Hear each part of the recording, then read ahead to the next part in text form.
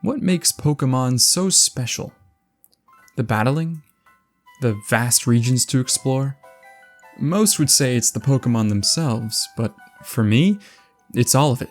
The idea of leaving home at a mere 10 years of age to go on an adventure, meeting people, exploring, and growing, all while catching and raising your very own team of awesome monsters is any kid's dream. And with how big Pokémon has gotten, nearly everyone has been exposed to it in some form or another. Some kids may have seen one of the games on the shelf at the store. Maybe they came across the show or a commercial on TV. Maybe they heard friends on the playground talk about this Mew hidden under a truck. But for me, and probably thousands of other kids, it was the cards. I remember vividly going to school in 1st or 2nd grade and seeing all my friends trading these cards with cool-looking monsters on them. When I was given my first ever card by a friend, a small spark was lit inside me. And my life would absolutely not be the same if it wasn't for that introduction to the franchise. Before I knew it, I was collecting my own cards and eventually got my first game, Poképark Wii Pikachu's Adventure. More than anything else, this was my true introduction to the franchise. I spent so much time playing this game, any chance I had, I would take over my living room, turn on my Wii, and let myself be transported into this new and wonderful world. But this was only the beginning of my Pokemon journey. After many hours spent exploring and meeting new Pokemon, grinding the different attractions and completing my friends list, it was time that I was introduced to the main series of Pokemon games. And so finally, after only playing LEGO games and Mario Kart on my DS for what felt like eternity, on Christmas of 2011, I received Pokémon Black version.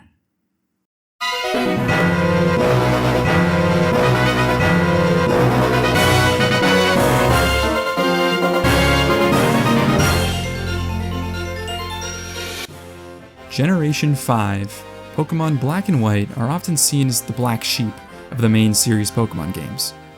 While they were very controversial upon release, these games have aged incredibly well and are now praised as some of the best entries in the series, and many, including myself, see them as the peak of the franchise, mainly due to the seemingly slow dip in quality the following era of Pokemon games has seen. People look back on these games with fondness and nostalgia now, and even those who didn't like it, or even skipped over this generation, have a newfound appreciation for it. But for me, this was Pokemon. Being my first main series game, its departures from previous entries didn't affect me at all. I didn't know previous games typically included old Pokemon mixed in with the newer ones. I didn't know previous games weren't as story-driven and linear. But even when I did learn about these differences, I didn't care. I loved the new Pokemon, and I couldn't get enough of the story and its characters. Black and White was the perfect jumping-on point for me, and I wouldn't have had it any other way. These games helped make me who I am today, and so here is something to remember that, and to express my passion and appreciation for these incredible games. This is a love letter to Pokémon Black and White.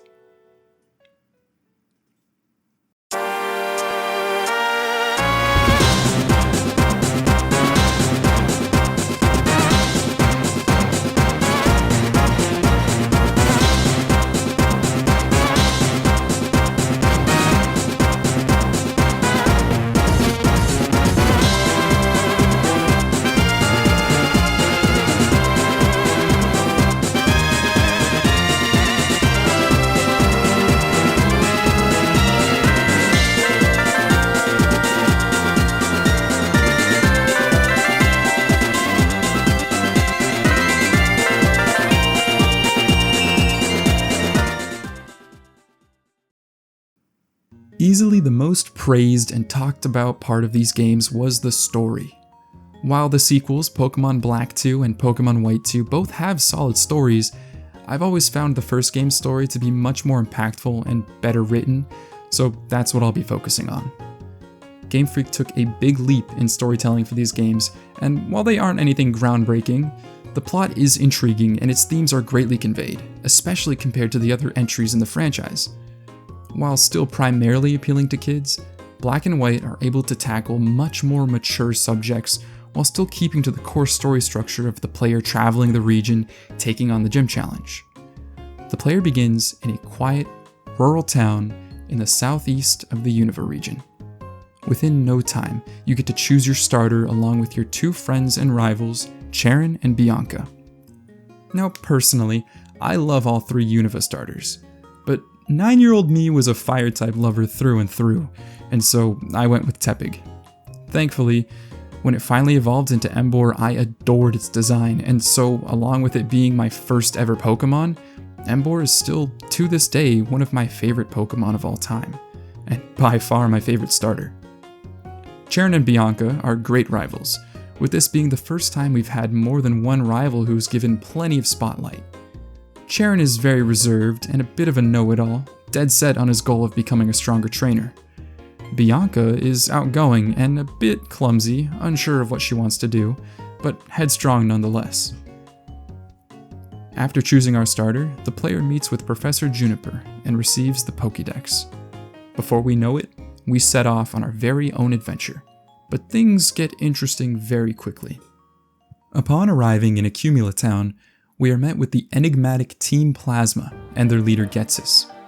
Here is where we are met with the central themes of these games, diversity and perspective.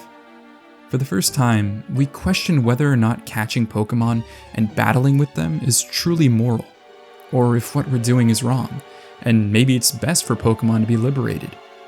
This is what Team Plasma believes, and to Getsis, Pokemon suffer under human control and should be freed from the confines of their Pokeballs. These ideas are thrown at the player right at the beginning of the game, which I find to be a fantastic hook. Game Freak really wanted to grab the attention of the player and let them know that this is going to be a bit different from anything else they've done.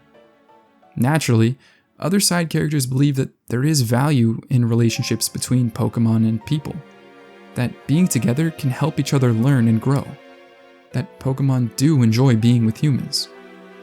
The dichotomy of these beliefs is characterized in both the player and antagonist N.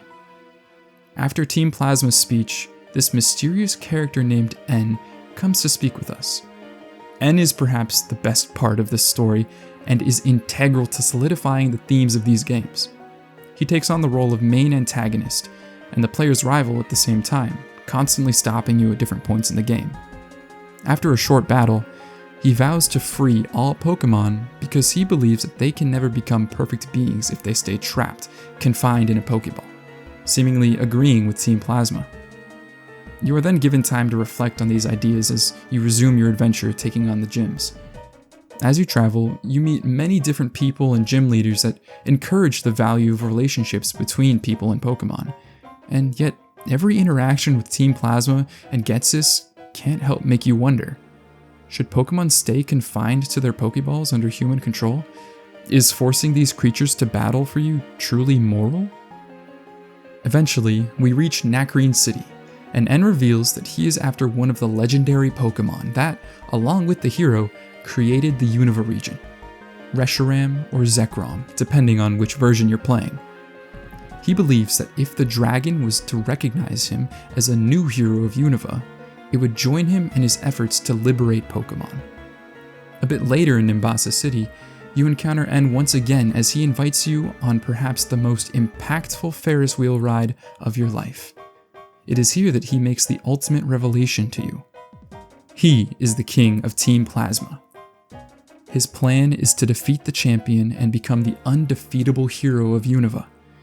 He challenges your conviction and says that the only way to protect the bonds between people and Pokemon is to collect the remaining gyms and to head for the Pokemon League to stop him there. The irony here is that as much as N wishes to free all Pokemon, the only way he sees doing so is by doing the very thing he wants to put to an end. N sees everything through his narrow, monochromatic view and refuses to see the gray in between the black and white. Your next meeting with him is at Chargestone Cave, one of the most memorable locations in Unova. It's this electrified cave filled with these stones that magnetize to each other. N stops you in your tracks, going on about how he and Team Plasma have chosen you. He says, many different values mix together, and the world becomes gray. That is unforgivable. I will separate Pokémon and people, and black and white will be clearly distinct. Only then will Pokémon become perfect beings. He fails to see the value in perspective and understanding other worldviews, even if you don't agree with them. In this same meeting, he states, Sharon is pursuing the ideal of strength. Poor Bianca has faced the sad truth that not everyone can become stronger. And you are not swayed either way, more of a neutral presence, which is apparently a good thing. All he sees is the suffering that some Pokémon go through because of humans, but fails to see all the good that comes from people and Pokémon being together. Shortly after, in Mistralton City, N stops you right after you defeat the flying-type gym leader Skyla. We learn how Team Plasma is searching for special stones, the Light and Dark Stones, said to hold the essence of the legendary dragons. And soon after, at Dragon Spiral Tower, they use one of these stones to resurrect one of these ancient dragons.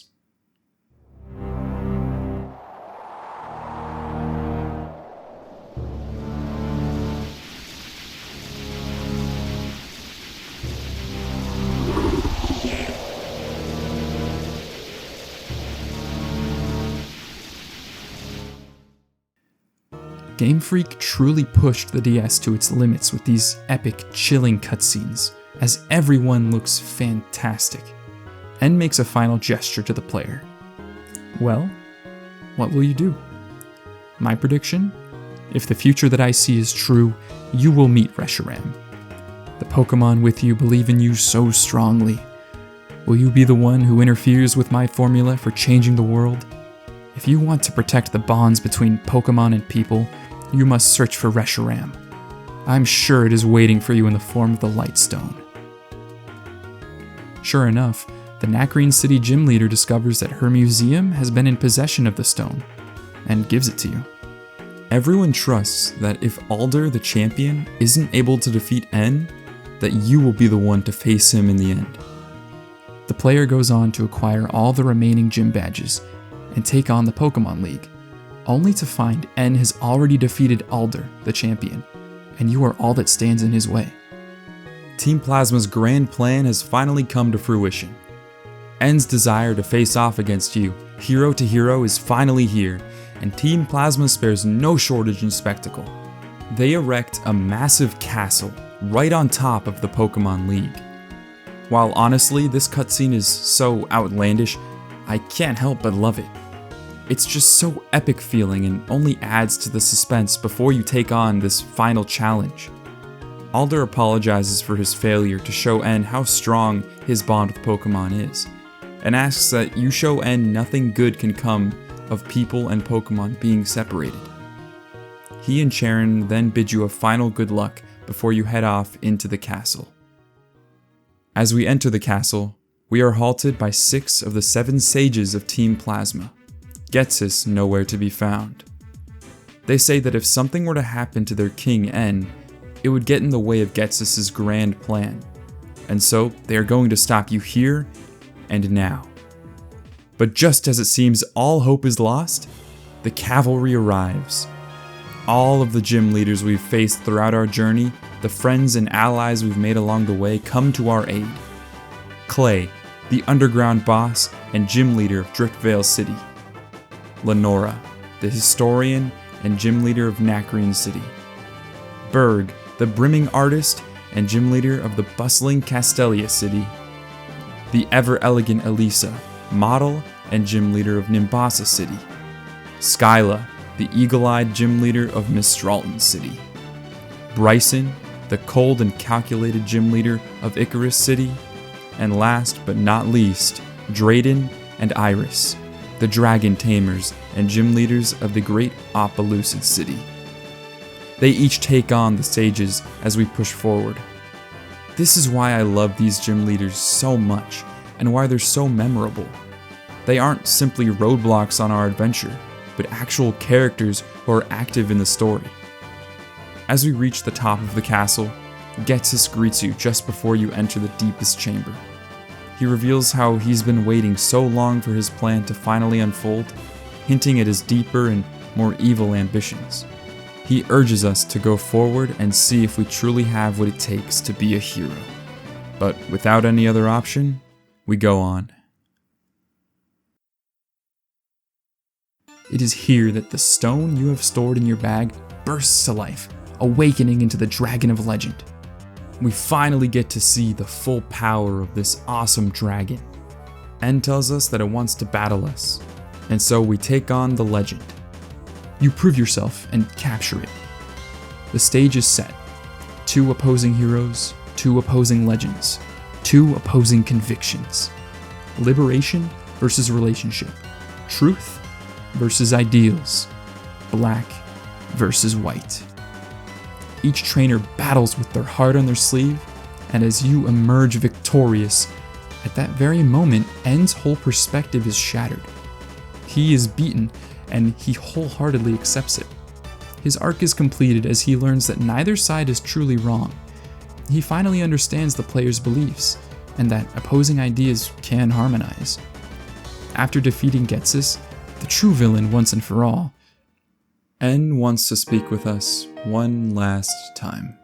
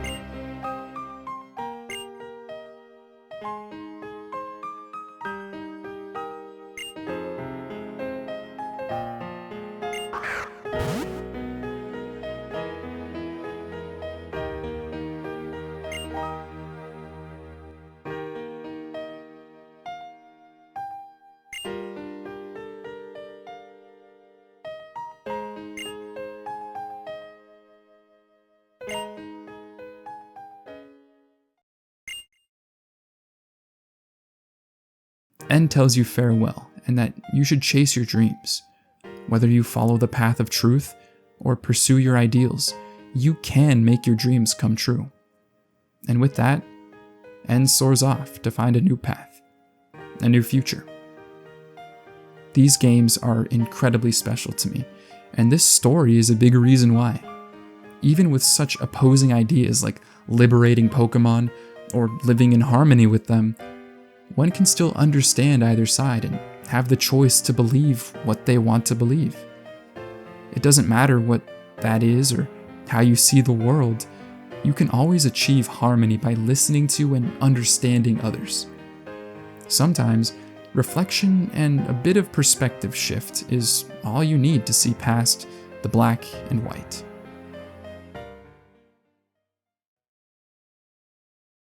Of course, you can't have a Pokémon game without a beautiful region to explore as well as some fantastic music to accompany it. The Unova region is the first region based on a location outside of Japan, that being New York City. This allowed for a vast array of vistas to visit, each with their own unique personality. They even added seasons as a new feature to these games, changing the color of the leaves and adding in snow during the winter that could block off certain entrances or reveal new ones as well. This made the whole region feel alive and dynamic, giving even more identity to these towns. You have the rustic artistic beauty of Nakreen City, where the citizens made use of its warehouses built a century ago as homes and shops.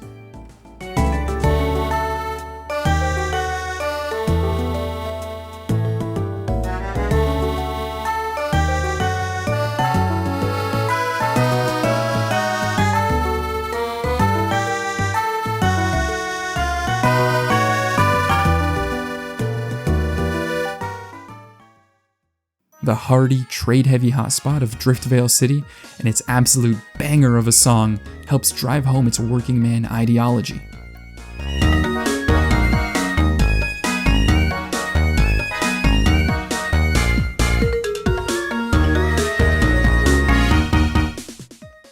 There's the relaxing and pleasant Undella Town, the perfect place for a beach getaway with upbeat, fun music during the summer and a calming lullaby during the other seasons.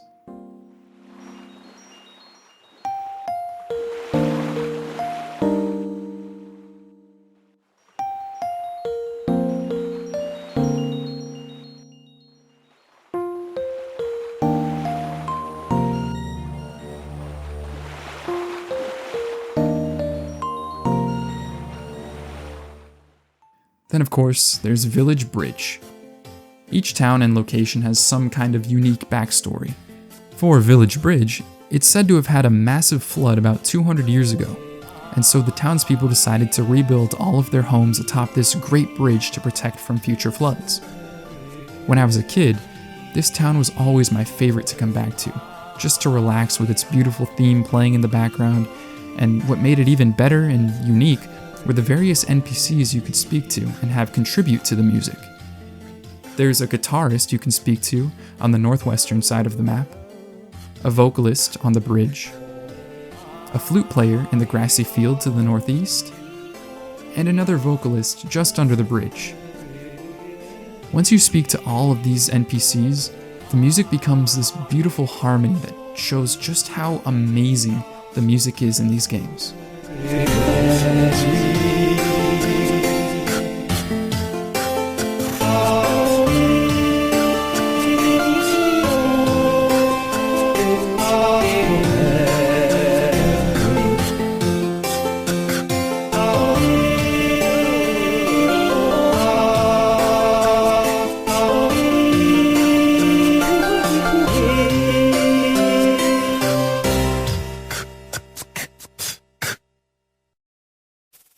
Village Bridge isn't the only town with interactable music, however.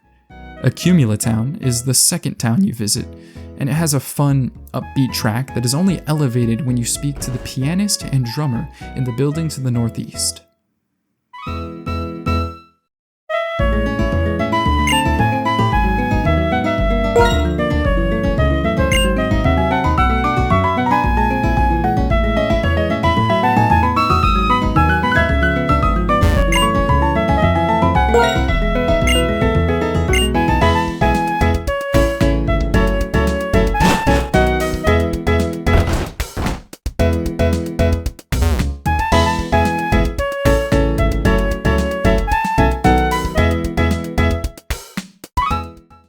Another great location is Lacunosa Town.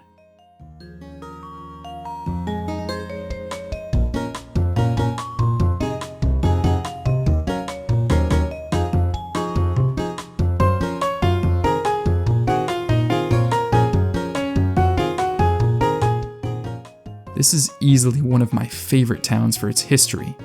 It's surrounded by big walls with homes and bridges connecting them together, which are meant to keep a great monster out. It is said that a meteor crashed years ago with this monster inside, and it would come into the town at night and eat everyone it could find.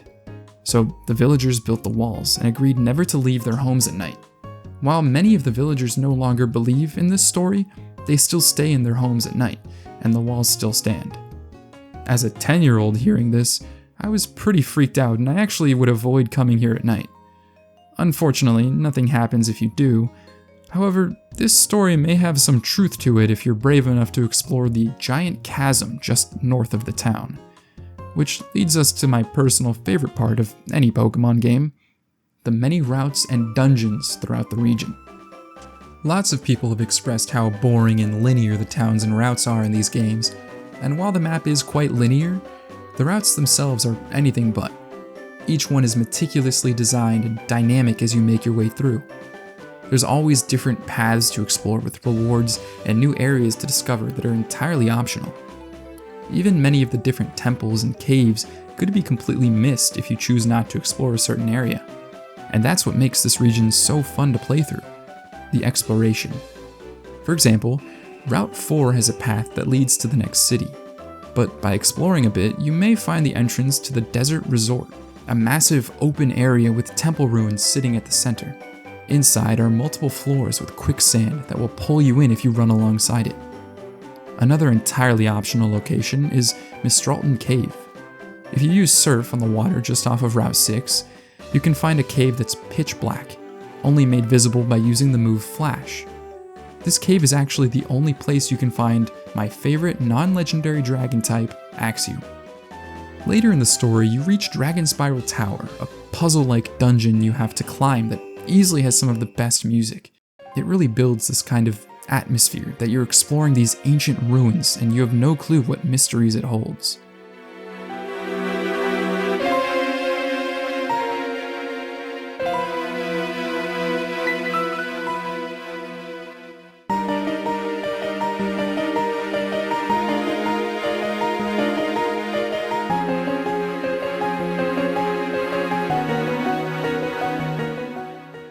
Speaking of mysteries, the one dungeon that stumped not just me but so many others when we found it was the Abyssal Ruins.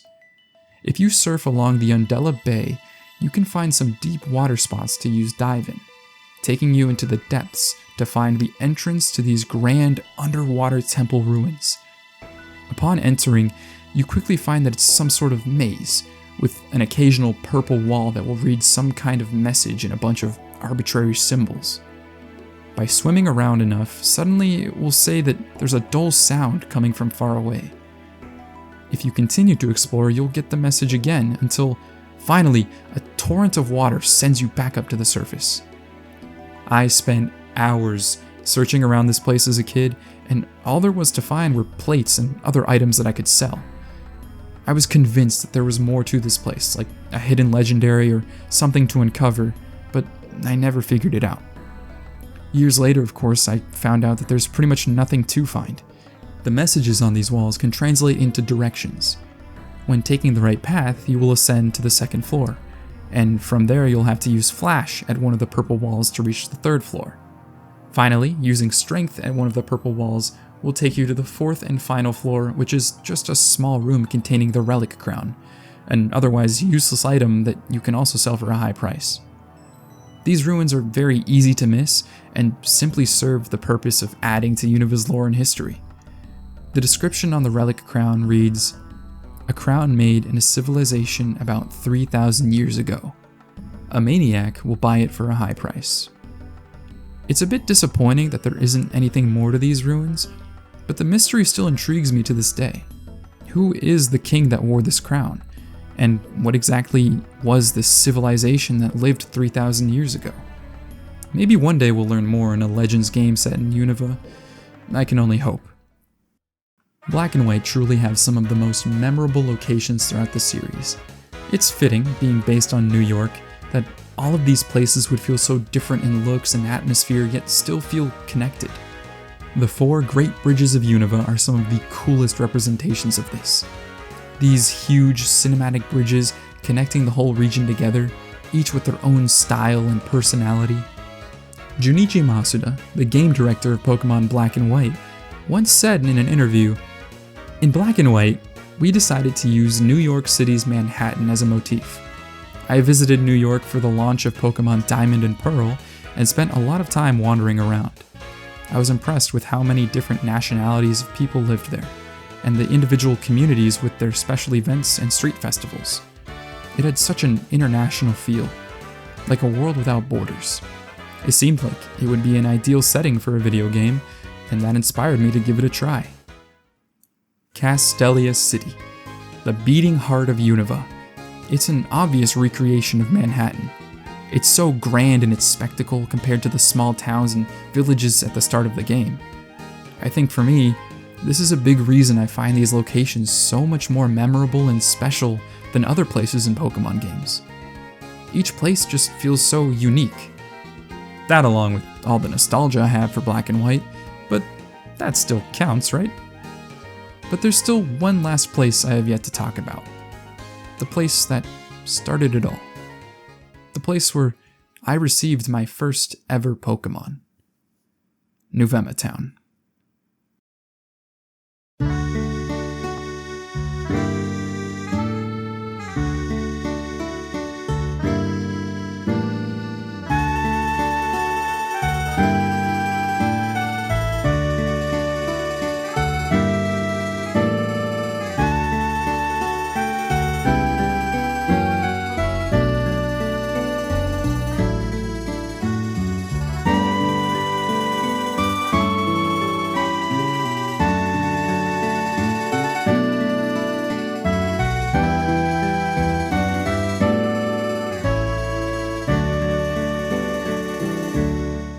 It's like a second home to me, where I spent some of the most impactful moments of my childhood.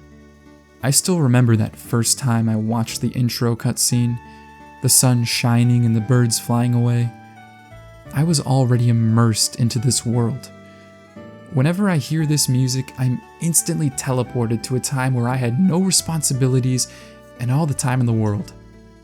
The time I got to choose my first ever starter, and the real reason we all love this franchise so much: the Pokémon. Black and White marked a milestone for the series, having the largest number of 156 new Pokémon. This was a lot, so much so that there are no previous Pokémon available to catch until the post-game. Naturally, this threw off a lot of players since they couldn't use any of their old favorites during the main story. It did have some merit to it, however. It pushed you to experiment and try out a team of entirely new Pokémon. I didn't know any better. This was my first main series game, and so even though I knew a lot of older Pokémon already, it didn't bother me in the slightest, and I was just happy to be playing Pokémon. Now, because of the many new Pokémon, there's naturally going to be some not so great designs.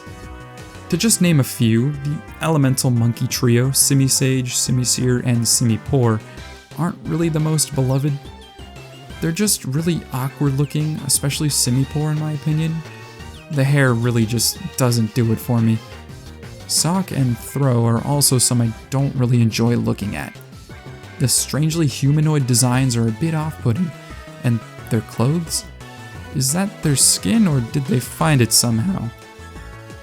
Thankfully, the good more than outweighs the bad here.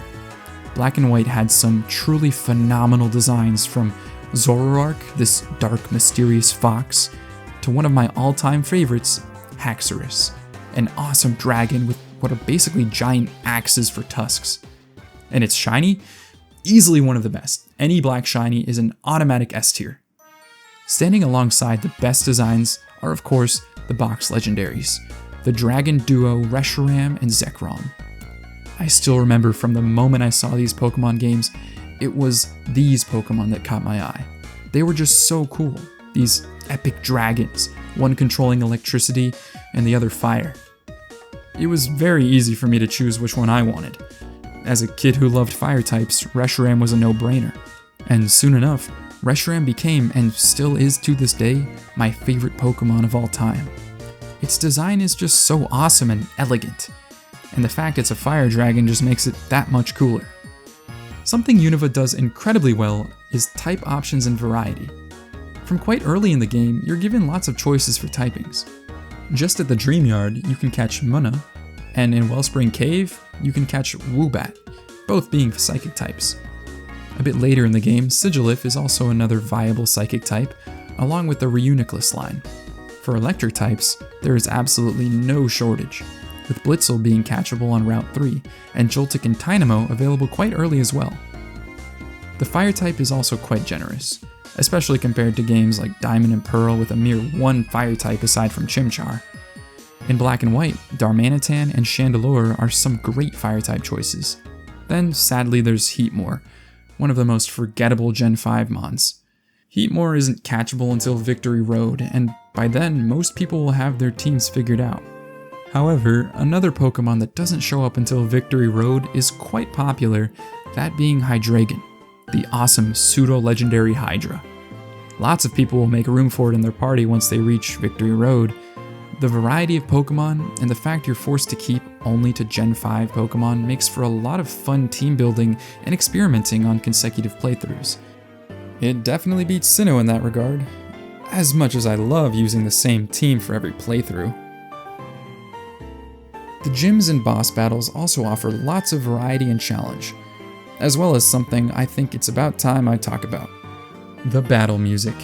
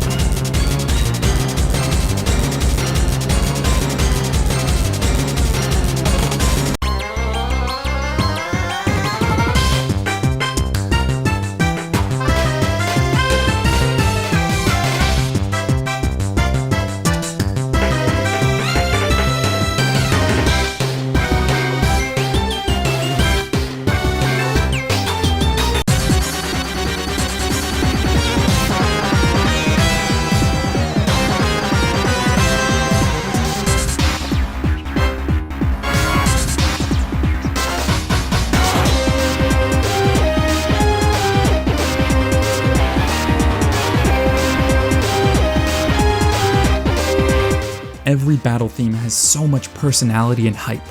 Team Plasma's theme is full of these epic and devious sounding tones, while the rival battle theme is extremely vibrant and jumpy, fitting for a friendly yet action-packed battle. They really went all out with the music this generation. One of my favorite features they added to the music was the dynamic changes it can have depending on how the battle is going. When your Pokemon is low on HP, the music suddenly slows down with a descending spiral of notes, full of suspense that puts you on the edge of your seat.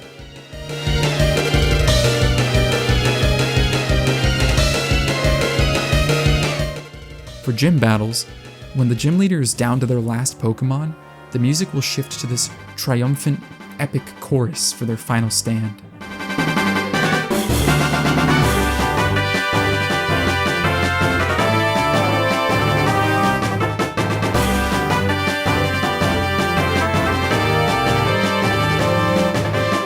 It adds so much to these battles and helps you get even more immersed. Speaking of gym leaders, perhaps the two that cause me the most trouble are Elisa and Clay. Elisa has two Emolgas, which can be quite annoying with their high speed stat and flying type, constantly switching out using Volt Switch.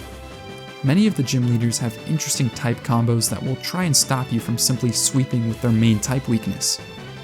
For example, on my most recent playthrough, I didn't have any grass types and not much else to deal with Clay's Palpitoad, and so I struggled for a while trying to take him down without any super effective attacks. This is way better than simply blasting through a gym with just one Pokemon. It can make you actually have to think and strategize before a gym fight. Unless you just keep slamming your head against a wall using revives and potions hoping you get lucky. These boss battles don't just stop at gyms though, but reach even greater heights with the Elite Four.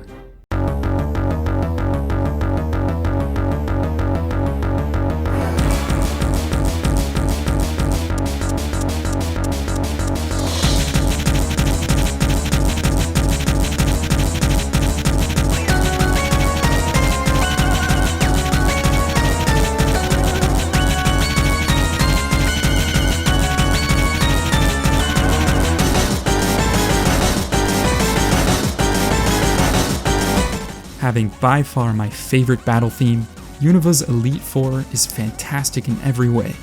Each of their rooms have completely different designs based on their type, and the battles against them are no joke.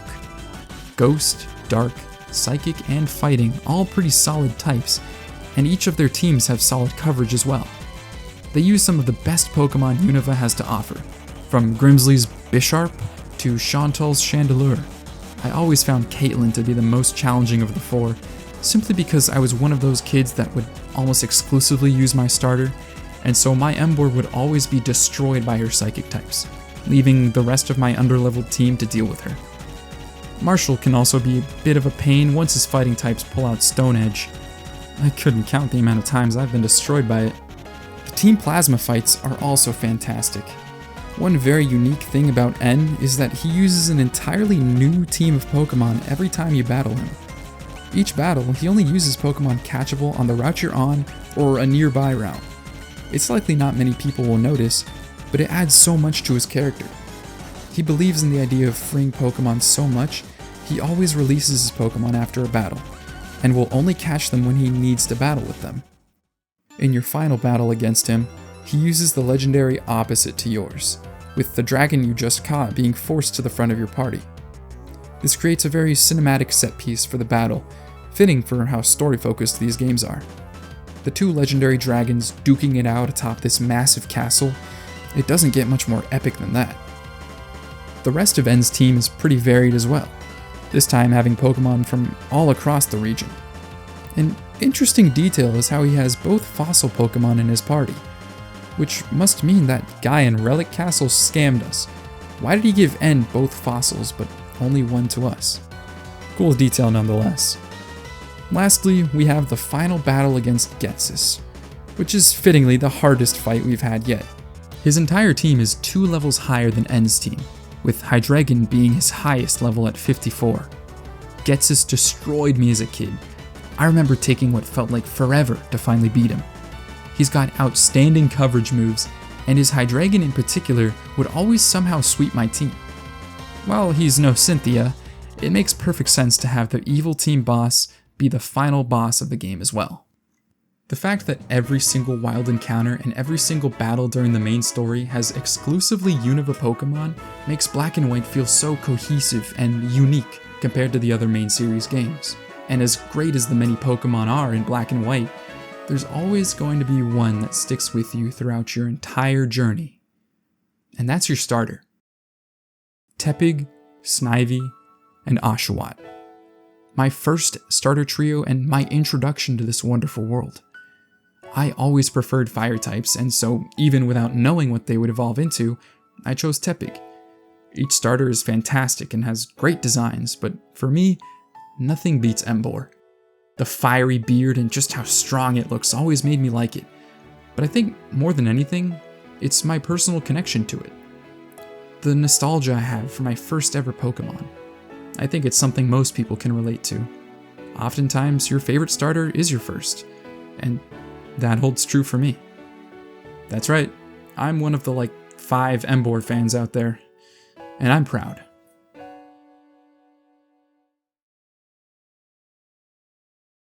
Pokemon Black and White have aged so incredibly well, and it's amazing to see it receiving the love and appreciation it's always deserved. They are remarkable in their story, region design, and many, many new Pokemon. Gen 5 truly was the peak of Pokemon, and we can only hope future Pokemon games can return to and have this level of quality and passion put into them.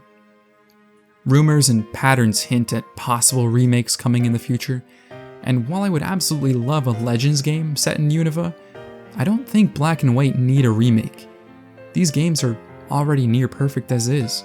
They had a massive step up in its story, and not a single new Pokemon game has come close since.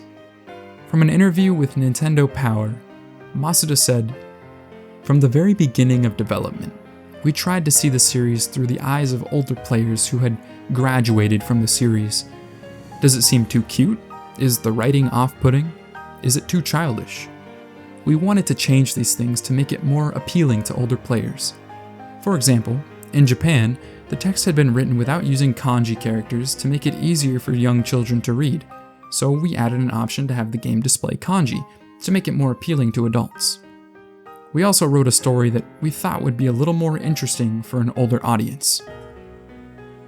Ironic that the games made to appeal to existing, older fans brought in so many new fans like myself.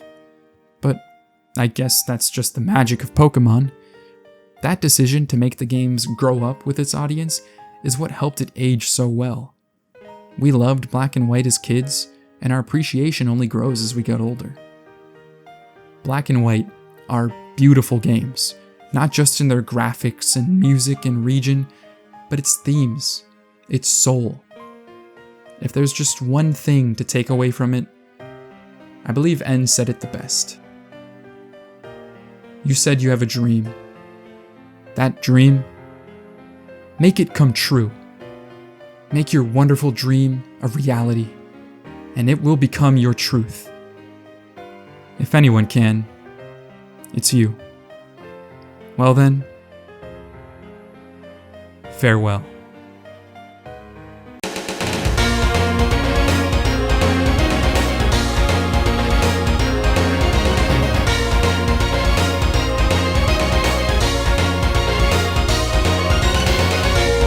Hey everyone, this video took quite a while to make, so thank you so much for watching and sticking around to the end. I am absolutely going to be making more gaming videos in the future, so please feel free to subscribe if you want to see more of me, and drop a like on the video. My name is Ember, and I'll see you next time.